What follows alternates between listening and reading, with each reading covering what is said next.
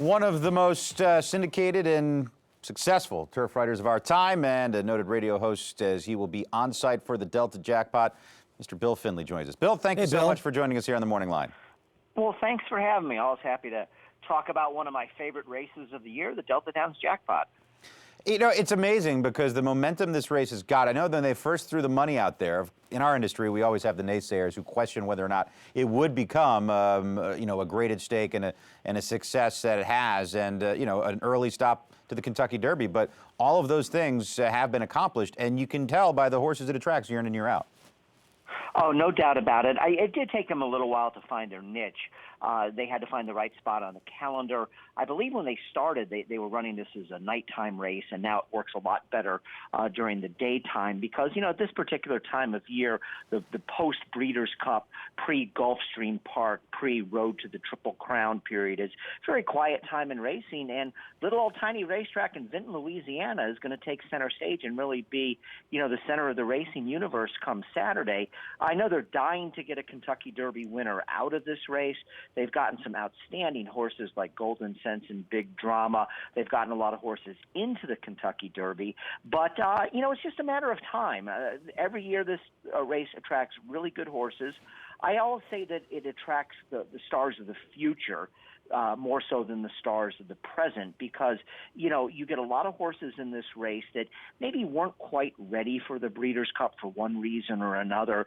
So, they kind of missed that big dance, and this is their chance to shine and pick up a big payday and then put themselves on the map so far as it comes to being a major Kentucky Derby contender, major Louisiana Derby contender, major Santa Anita Derby contender, and that sort of thing. Bill, Exaggerator 2-1 on the line. You get a horse that was 9-2 in a 14-horse field that was the Breeders' Cup Juvenile, and he had trouble early on in that race. He runs fourth to Nyquist, who did it again. A lot of the experts think Nyquist was fast enough to win this race, and it wasn't the fastest running the Breeders' Cup Juvenile, but he was able to get the job done.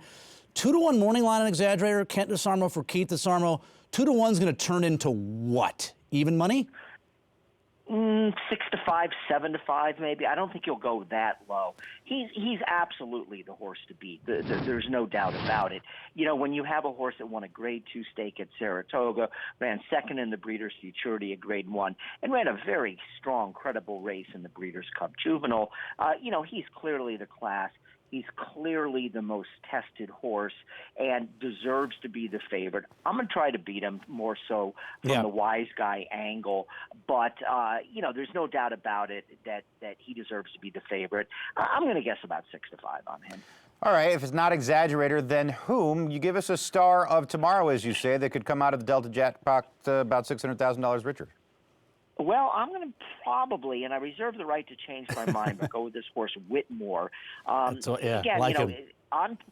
paper, should you really take a horse that just broke his maiden at Churchill Downs in one start versus a horse that ran fourth in the Breeders' Cup? Might not sound like the smartest thing to do, but a couple angles here. So many horses, as you guys know, when they come out of the Breeders' Cup and they run back, say, within a month or less, just don't fire. It's like they leave everything on the racetrack in the Breeders' Cup because that's the race that the trainers were pointing for. That's the race where they were really tightening the screws. So, Exaggerator could probably, take a step back 3-4 lengths and still win this, but I do think he'll take a step back. Now you have Whitmore, a horse who we don't know what kind of horse he is. He was just dynamite breaking his maiden at Churchill. I mean, he could not have looked better. They got away with one, 15-1. He broke slowly. He rushed up, drew away from the pack, did drift out a little bit in the stretch, which is a little bit concerning. And this trainer, Ron Mulcahy, is a pretty sharp horseman, is showing a tremendous amount of confidence in this horse to wheel him right back into this spot rather than just taking a more conservative route like a first-level allowance race at Churchill Downs.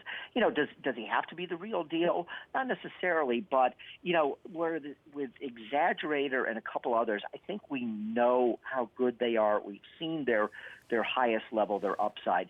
This is one of those horses, we don't know how good he is, and maybe he's good enough to win on Saturday at 6-7-1. We'll see. Yeah, I'm with you. I like this horse. He was very green his debut. We're showing you the stretch run as he's zigzagging kind of in and out, Bill. But the talent there, and he's by Pleasantly Perfect out of a Scat Daddy mare. You have options with this horse.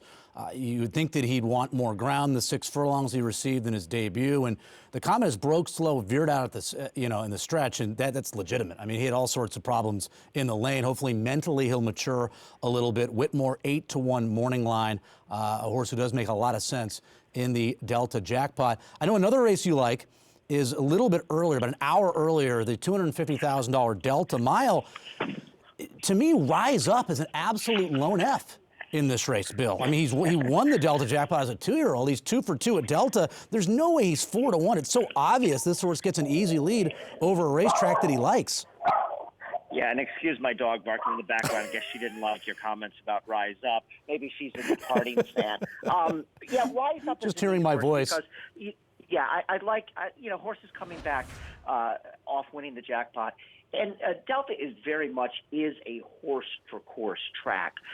You will see horses that just turn into completely different animals at Delta than they are elsewhere. And remember, that has a lot to do with the configuration of the track. It's one of the last bull rings left in racing, whereas, if a horse really likes those tight turns and likes scooting around them, they're in good shape. The only thing about him that I don't like is, I know Thistledown has come up in the world with slots and everything, but 4th at Thistledown at 1-2 in his last start, I don't know about that. I think Cougar Ridge is a horse that you have to take a look at on a 3-race winning streak. And let's not forget about Departing. Maybe he didn't live up to the potential he showed when he won the Illinois Derby and the West Virginia Derby as a 3-year-old, 2 years ago. But this horse still has a ton of class. And the combination of Colby Hernandez and Al Stall, you don't get any better than that at Delta Downs. Well, that's an undercard race. That could be a featured race on any other day in Louisiana. Bill, thank you so much for joining us. We always appreciate your insight, and we do give you the right to change that pick on Whitmore. We're 48 hours away. You're fine to change it. No one's going to hold it against you. And Bill, I consider Louisiana a second home. This time of year, generally the weather is pretty nice. Weather supposed to be nice on Saturday? I do not know, but every year I think it was about the 5th straight year I've gone, and every year it's been very nice. Okay. Kind of in the high 60s. And just one more thing to mention, and I know you guys are probably running low on time, but we also have the added story of Pat Valenzuela making his comeback in a $1 million race on Memories of Winter. What a story that would be if in his first ride in almost 2 years, he not only wins, he wins a $1 million horse race. That'll get a few headlines. Very true. The P-Val comeback storyline never grows old. Well, it grows old in California sometimes, but in Louisiana it's still fresh. Hey, Bill, thank you so much, and as always, a pleasure to talk to you. Thanks, Bill. My pleasure. Anytime, guys. All right, yeah, that's right, P-Val. The P-Val comeback. Yeah, I think I saw his age listed at 53, and I was like, really? 53? Pat Valenzuela?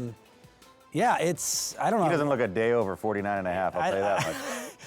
What comeback is this? Is this 17, 18? We're into double digits, right? Delta Jackpot has an all-stakes pick 4 guaranteed with a $200,000 pool, and this is an outstanding pick 4.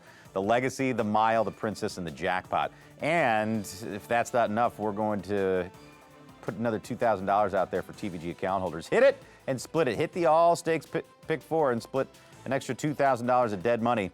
That's for TVG, 4NJ Bets, and PA Bets account holders only.